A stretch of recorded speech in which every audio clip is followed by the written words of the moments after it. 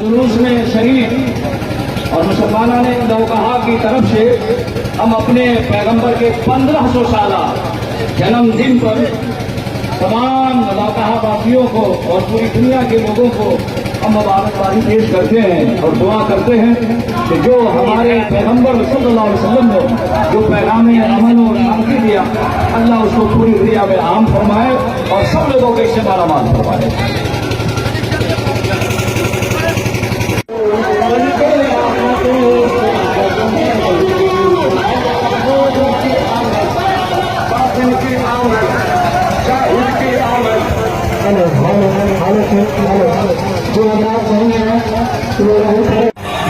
की आमद